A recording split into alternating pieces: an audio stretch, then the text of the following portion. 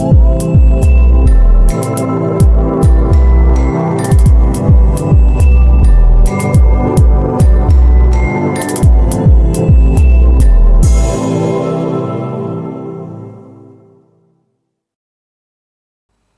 today's world, talent alone is not enough. How you communicate, present yourself, build relationships, and lead often determines whether your doors will be open or it will remain closed. In this conversation, we'll be exploring the power of personal leadership, the role of etiquette in professional success, lessons from diplomacy, and what it truly takes to build a reputation that commands respect and create lasting impact. Let's get to it.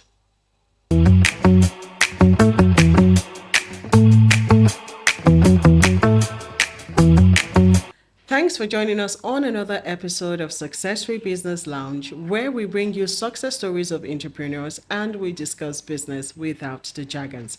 Our guest today is a very distinguished lady. She is Mrs. Sonye Allanah, who is a distinguished leadership coach, development consultant, etiquette and image expert, and former career diplomat with more than 3 decades of experience across government, diplomacy, and the corporate sector.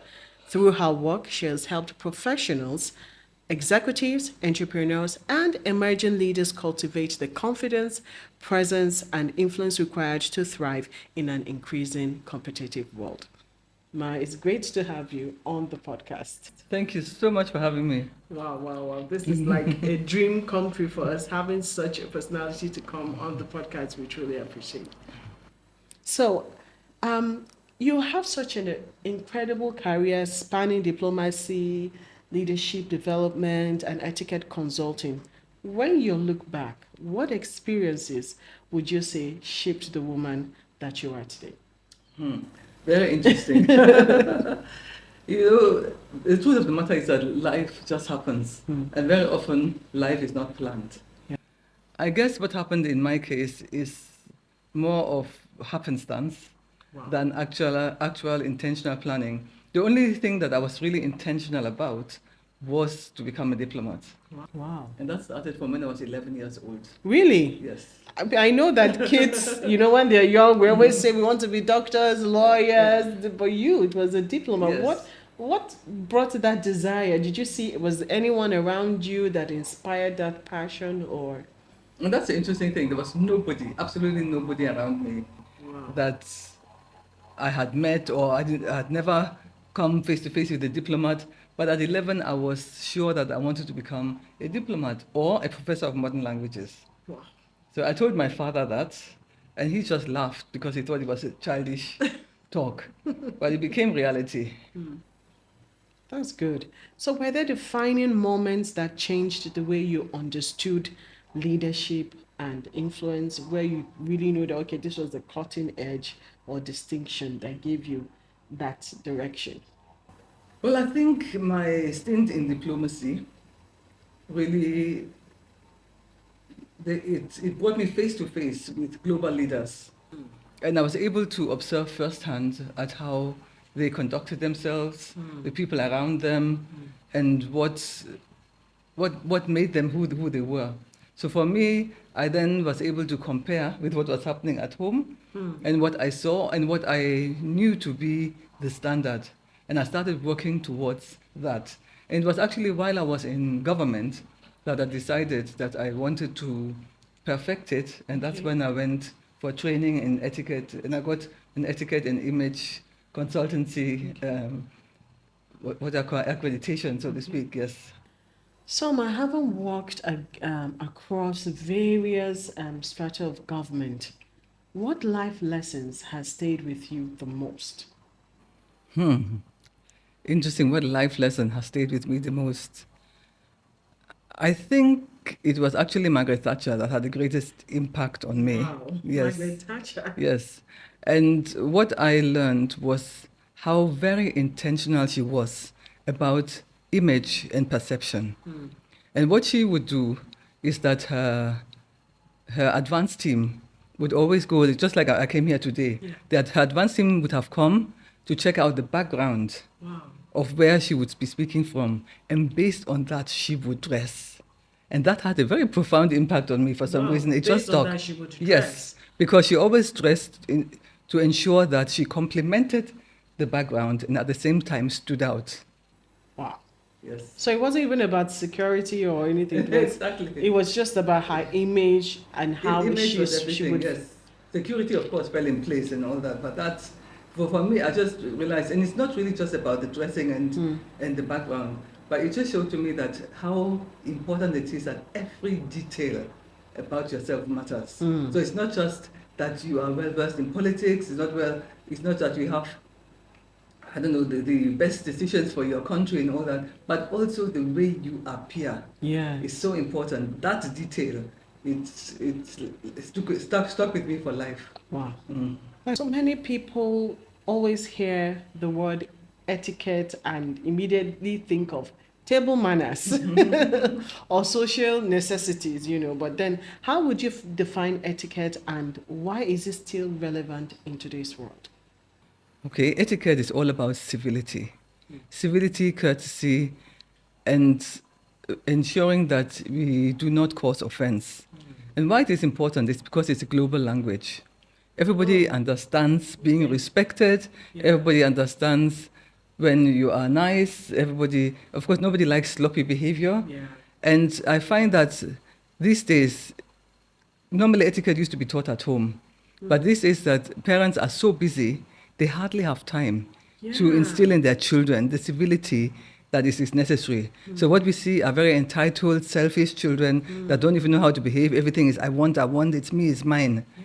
So etiquette teaches one how to conduct oneself anywhere at all in the world, whether it be at home, in school, on the global stage. It's a global language. It's like a lingua franca. Yeah, that's very true because I remember when we were growing up, we were told when you wake up, you go and greet your parents. Yes. Even if they are not awake, you knock and you greet them. And then when a visitor comes to the house, you come and greet them, even if you're not in the sitting room. And then also, I remember I was taught if I'm in a public place and I see an elderly person, I can't sit, I can't remain seated. I have to stand up for the other person or the person older than me to sit. So I think I agree with you because as you just said it really came to mind that These days it hardly happens. In fact, children wake up, they don't even see their parents. And as you said, even when your parents come home, anywhere you are in the house, you would come and back. greet them. Yes. But these days you find they just stay there, they hear that you're there and they just continue with what they're doing. Wow. And they don't even realize that it's rude, and that is it's that part. And to continue in that line, why do you think so many talented people struggle to get opportunities that they deserve? Is it because of lack of the simple ethics, or there's more to it? It plays a huge part because what we see these days are many first-class holders walking the streets with no jobs. So your paper qualifications alone are not enough. So there has to be some people skills. There has to be some. These days we hear the word energy, we hear the word aura a lot. So you have to be attractive. When I say attractive, that is in a way that people feel that you can fit in. Into where a team is concerned, because many people, because of the selfishness, the team spirit is not really there. Sure. Yes. So that I think that's really important. Talking about team spirit, I think I've worked in a place before, and the person was kind of an avoidant, and when you want to engage, you say, okay, you need to give me feedback, and the person is saying, I don't talk so much, that is how I am. And I'm like, well, you are in an office Exactly. that one of the skills that I expect for you is communication skills and Absolutely. team spirit. So I think that's true. But then another question I want to ask is, we're in a world that everything is fast-paced. We have AI. So why are people not still taking advantage to develop themselves in this human everyday communication skills? Why are they not? What do you think? I think it's lack of awareness. Number one, you can't develop what is not there, what you don't know about. And if it was never taught to you at home, you have absolutely no clue about how to go about it. And then there's this almighty emotional intelligence. The Almighty. We hear people talk about it, but what really is it, and how does it relate to everyday life? Well, emotional intelligence is first of all the understanding of one's own emotions and triggers, and being able to manage them. Just like you said, the person that said, that's just the way I am. He's emotionally unintelligent because that's the way I am. It keeps you in a rut. It stops you from growing. But saying, how can I become better? And then also understanding how your behavior makes others feel. And then also giving, what should I say, giving some leeway for other people's behavior. So not taking everything personally, saying, oh, this person may be speaking to me like this because he or she has a bad day or doesn't understand. Not saying, okay, they did this to me, I'm not talking to him again, I'm not, next time they say good morning. So you see, all those things is when somebody is emotionally unintelligent. Wow. Thank you for this clarity, because I always think emotional intelligence is understanding how to read people's emotions, but like you said, it starts from yours. Absolutely. So that you know how to blend with other people and the society, and also know how to understand their own perspective. That's not right. not that it's not a means of like permitting them to just do whatever they want. Okay, that's nice. So in your experience, how does personal image and presence influence the way people perceive our competence? The thing is that when somebody looks at you, they've already made up their mind about you before ever you have opened your mouth. And 55% of anybody's, or 55% of somebody's perception of you is based on how you look. So how you look, do you look professional? Do you look well put together? And that would make the person want to either go further or not, no matter how intelligent you are, no matter how many degrees you are. You know, it's often said that the hood doesn't make the monk, but I beg to differ. No, the hood certainly makes the monk, because it opens the door. Yes, it opens or shuts the door. Yeah. And that's just, it's a global phenomenon. It's anywhere at all you go. Like seeing you, for example, I mean, everybody, you see, there's this thing about something that is visually pleasing. Yeah. Even if you look out of your window and you see a well-manicured lawn, it is pleasing to the eye. Yeah. If you see a well-groomed man or woman, it is pleasing to the eye, as opposed to seeing somebody sloppy. I mean, certainly not. It doesn't, it's not rocket science. Okay. Can you tell us what are some of the subtle habits or behaviors that instantly communicate professionalism and credibility? Because we talk about awareness. So for our listeners out there, what are those things that they can do that will give them that presence of professionalism and credibility? Okay, is it in terms of visuals or in terms of Yes. behavior? Yes. Okay, first and foremost, be color coordinated. Okay. When you come out to anywhere at all, so ask yourself, where am I going and what is appropriate to wear? So where You're going to. For example, I was in foreign affairs, and so anytime I was out of the country, I ensured that I projected my Nigerian-ness, my culture.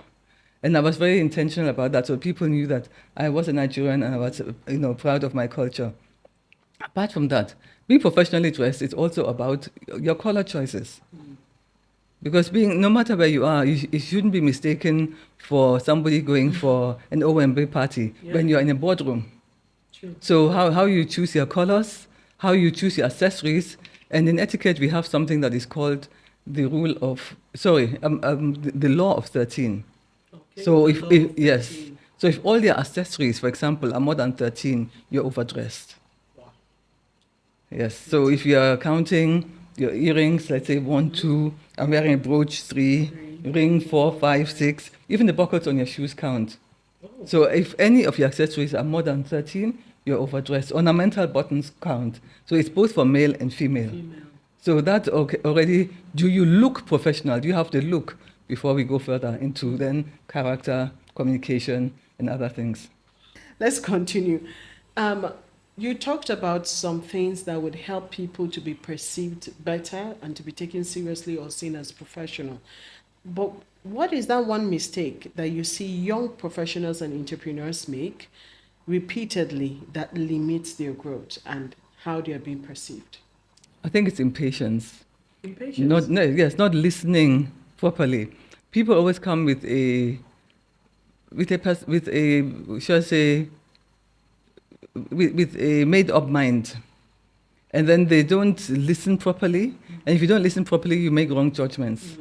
And I find that, especially with the younger generations, it happens very often. Before you know, they say, yeah, Yes, mental health, everything. Well, once you disagree on anything, and then not being able to take feedback, and that's because feedback helps you grow.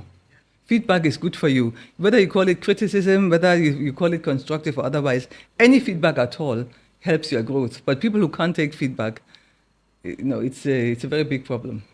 Oh, I think I agree very well with that. That impatience, not understanding that sometimes these feedbacks are to help them. Most of them might see it as an attack, not really understanding it. So, now we live in an era of social media and AI. I say more followers, more likes, and the likes. How can young people balance being visible and being credible? That's a very good point. Because when we talk, especially about social media now, everything is make-believe. Yes. You want to create a certain impression. I watched a clip just yesterday where a young lady was borrowing clothes, borrowing handbags, borrowing jewelry just to be perceived in a certain way, or to go to a party, and all those things were not hers. And the same thing with a young man. He was just living in a face me, I face you, but he was borrowing suits from people, etc., to be perceived in a certain way. And with AI too. Now the thing is that it's very easy to hide behind the camera and hide behind the screens. Yeah. But when you're talking about balance, ensure that you have face-to-face conversations, real conversations, that you inform yourself well, because most of them are not even well informed. True. That's why you find very shallow, surface level kind of people and you now wonder that these people went through school. Like, really?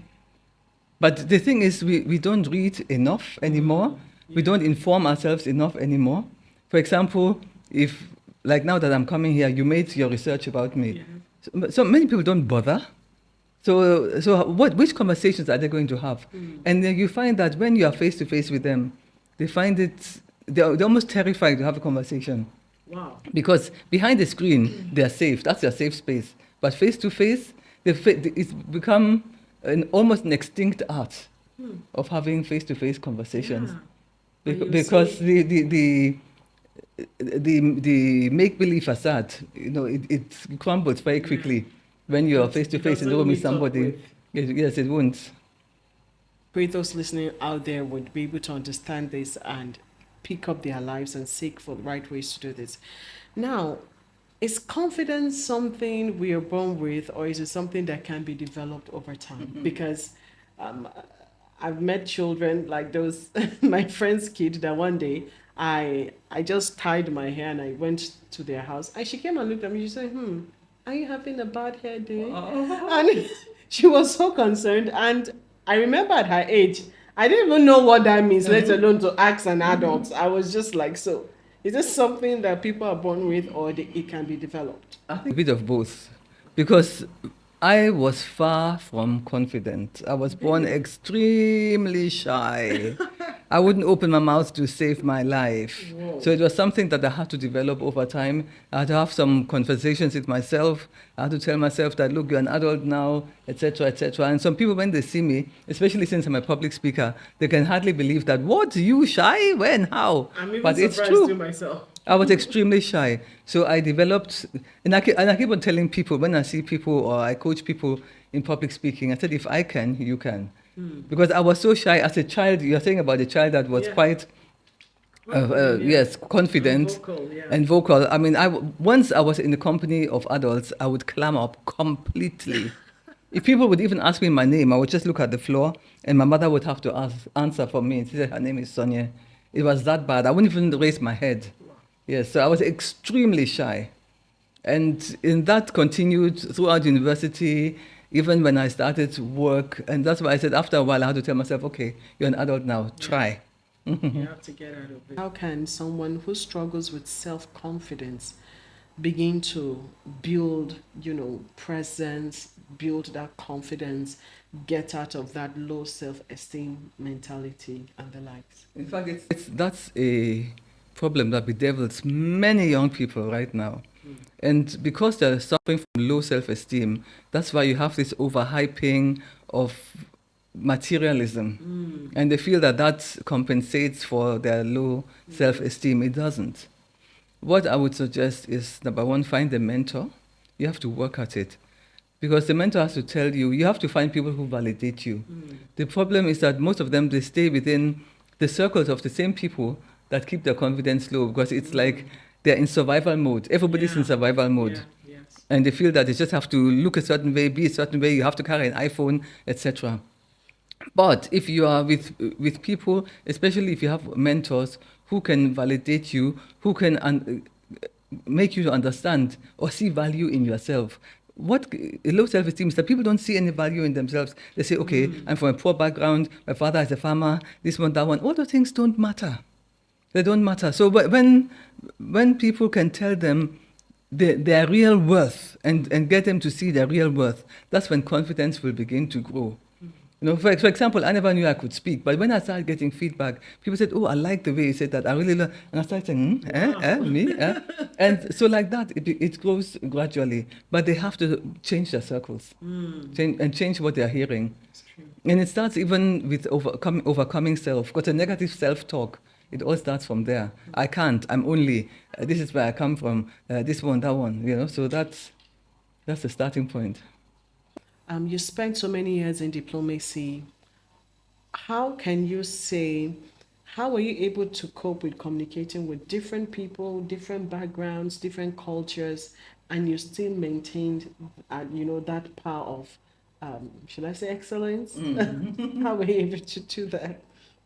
The first thing is that you have to have an understanding of their culture.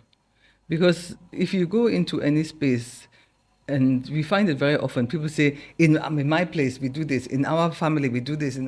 It's not about your family or your space. Understand the different cultures, accept them, be eager to learn about them, and then try to see things from their perspective. Diplomacy is all about not causing offense. So, of course, I went to the Foreign Service Academy where we learned diplomacy, from all the rudiments of diplomacy. So you go into a host community with that in mind, knowing that, number one, you want to learn, and you are there to make friends. So how do you make friends? You make friends by getting to know as much as possible about the other person. What you like, what are your likes, your dislikes, etc. And when you establish a level of trust, you can then operate, easily. For people who have not broken out of their maybe their low self-esteem or shyness, it looks like something that is so massive or big or difficult to do, but hearing it from you, it sounds so easy, and I hope viewers out there understand. So now I want us to talk about entrepreneurs, because you said earlier that ethics and all this relates to everyday life. It's not just for the corporate world, but your personal life and all that. So, what diplomacy do you believe every entrepreneur and young professional should apply in their everyday life? Number one, they should have a personal brand which they protect and which the value of which they want to sell. As an entrepreneur, you want to be successful in life. You want to make it. So that's the first thing. Number two, you must have a love for the people. People must trust you, must like you, so that whatever it is that you are selling, people feel that they have confidence in that. And then you have to be a people person. You have to know how to communicate. Communication is key. There is a difference between communication and effective communication. Wow. Once a person feels respected and valued, they are definitely likely to come back. But once they feel that it's all about money and they're not respected or whatever, they may seek their custom elsewhere, even though in the other place it is cheaper. But the first thing, develop your personal style, develop your personal brand. So let it be known, just like Coca-Cola. Yeah. Coca-Cola has stood the test of time, and anytime you see red and white, you think of Coca-Cola Yeah. first. So anytime people see your brand colors or anywhere, they should think of you first. And they should think of you in a positive light. Like, okay, I may need more of that. On a hot day, when it's really hot and whatever, you might say, cold Coke, not bad. Yeah, so that's how they should think about you as well. Yes. Mhm. Yes. Now, another aspect that you spoke about, and I wanted to ask you about, is how were you able to deal with difficult conversations and negotiations in diplomacy? Because I know definitely, despite you having ethics and understanding people's culture, I'm sure there were some people that were a bit difficult or Yes, of circumstances. course. So, how were give us example of such circumstance and how you were able to surmount it? Definitely. There are always difficult people, and you will always encounter friction, no matter how diplomatic you are, or no matter how etiquette savvy you are. There are some people that, Nigeria is always perceived by some, especially in some African countries, as being a threat. Yeah, so they feel threatened by you. I was in Senegal, one of my diplomatic postings, and I remember having to represent my ambassador at the time at an event. And people always felt, oh, when Nigeria comes, or Nigeria, whatever. But yes, because they always feel that's just the perception. So what I did as number one was to ask them about, when there was a difference in opinions, I said, help me understand it from your perspective. Number one, being ready to listen and not trying to, even though if I felt I was right, trying to, yes, impose my point. I just say, help me see it from your way. Maybe I'm not seeing it the way you're seeing it. And even when you end on on disagreement, or you don't find a common ground, you still remain friends because there's still that mutual respect. So in diplomacy, we say, be hard on the issue, not on the person. Be hard on the issue and not on the person. Yes. If you'd ask me, that's difficult to do sometimes, because there are some people that you have to put it to them that no, this is wrong before they could understand. But wow, that's a bit dicey, I might say. What, in your opinion, separates a respected leader from someone who just simply holds a position? Okay, a title is by no way authority. A title is just a title, and we may respect the office because of the office, but not the person. Yeah. But now, a true leader, number one, a true leader, I always say, the hallmark of any true leader is the ability to replicate himself or herself. So when you have a succession plan, so in other words, you're interested in people and not just in your position. Yeah. And not just this is my position. And that's why we find many leaders that they are, they sit tight. They don't want to shift because they don't want to yield the ground to someone else. But being able to nurture somebody else, to mentor other people, to take over from you. And if you are a leader and you don't have followers, then I mean, what good is that? And what are the people saying about you? A good leader must take feedback as well. So it's not just the feedback you're giving to your subordinates, but also the feedback you are taking on board. Yes. And you have to understand that any good leader is a servant. So you're just a steward. And once you understand that the stewardship and that it is responsibility. So any leader that is responsible is a true leader. But so if you are irresponsible, you're just a title holder. So that's the difference. But looking at us today, what leadership qualities do you see that gives you hope about the future of Africa's leadership? What leadership qualities I see that give me hope?